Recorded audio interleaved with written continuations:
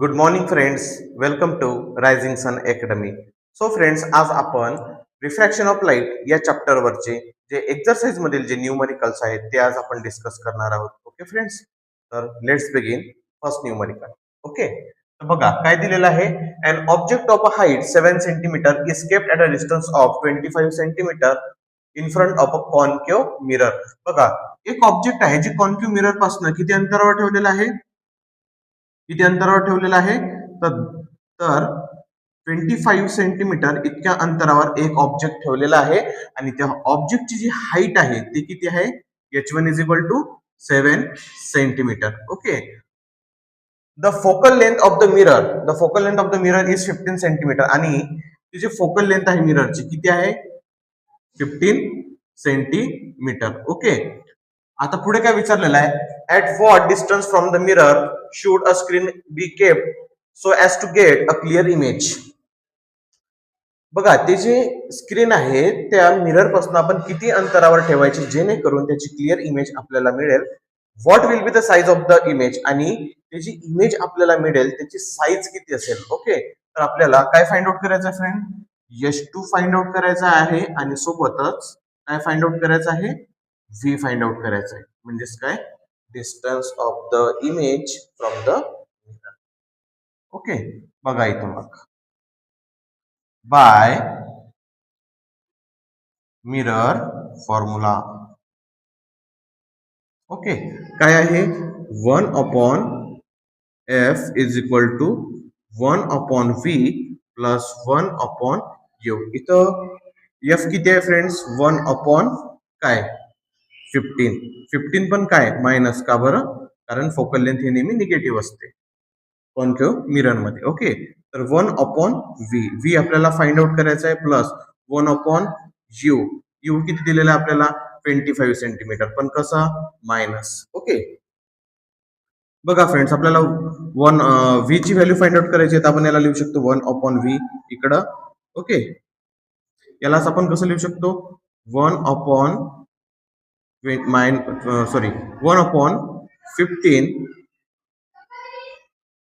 Plus 1/25. Okay, असं आपण लिहू शकतो याला 1/-15 प्लस 1/20. बघा, याचं जर आपण मल्टिप्लिकेशन केलं, क्रॉस मल्टिप्लिकेशन, तर काय येणार, 25 मायनस 25, 15 मल्टिप्लाइड 1 मायनस 15 अपॉन, याचं जर आपण मल्टिप्लिकेशन केलं 15 मल्टिप्लाइड बाय 25, तर आन्सर येईल इथं 375. ओके, तर आपण याला सिम्प्लिफाय केलं तर किती येणार उत्तर फ्रेंड्स, -25 प्लस 15 किती होऊन आले फ्रेंड्स ते, तर -10 अपॉन खाली किती येणार 375. यालाच आपण असं सुद्धा लिहू शकतो, 1/v इज इक्वल टू 1/37.5. बरोबर, म्हणजेच काय झालं फ्रेंड्स, ते v इज इक्वल टू 37.5, पण कसं मायनस मध्ये. Okay, v is equal to -37.5, -37.5. तर बघा, आता आपल्याला v ची व्हॅल्यू मिळाली, तर आपल्याला आता काय फाइंड आउट करायचं, h2. ओके, मॅग्निफिकेशन काय लिहितो आपण friends, h2 upon h1 is equal to minus v/u. Okay friends, बरोबर. तर बघा, आपल्याला इथं h2 फाइंड आउट करायचं, h2 अपॉन h1 ची व्हॅल्यू किती आहे फ्रेंड्स, h1 ची व्हॅल्यू किती आहे, 7 centimetre. Okay, is equal to minus u minus v किती आहे, minus is equal to -37.5 upon काय आहे, u ची व्हॅल्यू किती आहे फ्रेंड्स, तर -25. ओके, तर बघा काय होणार, आपल्याला h2 फाइंड आउट करायचं, h2 इज इक्वल टू, हा इकडे मल्टिप्लिकेशन मध्ये आहे इकडे, बरोबर.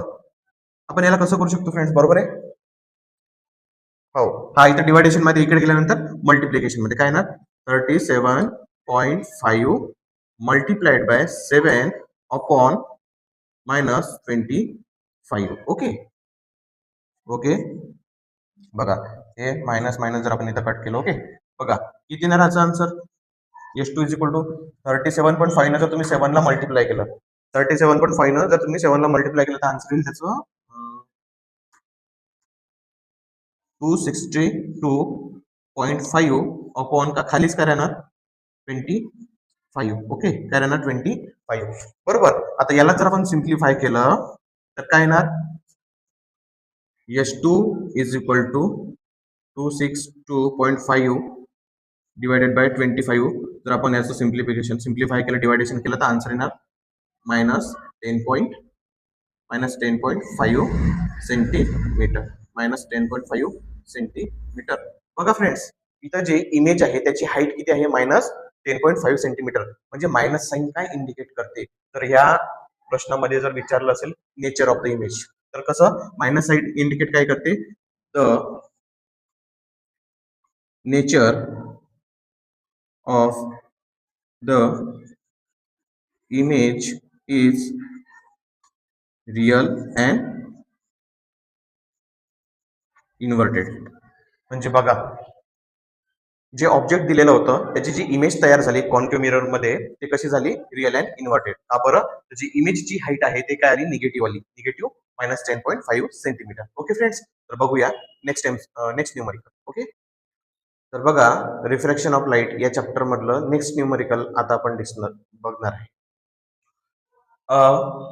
Convex mirror has a focal length of 18 centimetre. तर बघा, एक कॉन्व्हेक्स लेन्स आहे ज्याचं फोकल लेंथ आहे 18 सेंटीमीटर, 18 सेंटीमीटर.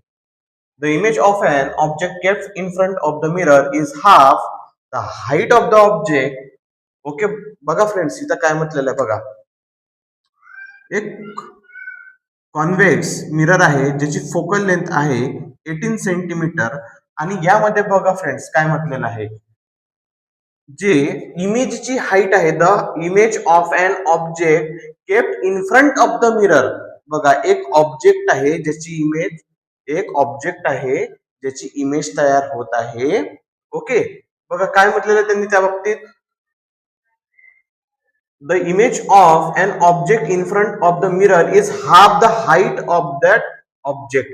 म्हणजे बघा, जे S2 is equal to H1 upon 2. Okay, H1/2. म्हणजे आपण यावरनं म्हणू शकतो की जे इमेजची हाईट आहे ते ऑब्जेक्टच्या हाईटच्या काय आहे तर हाफ आहे. ओके, तर आपल्याला काय फाइंड आउट करायला सांगितलेलं आहे, what is the distance of the object from the mirror.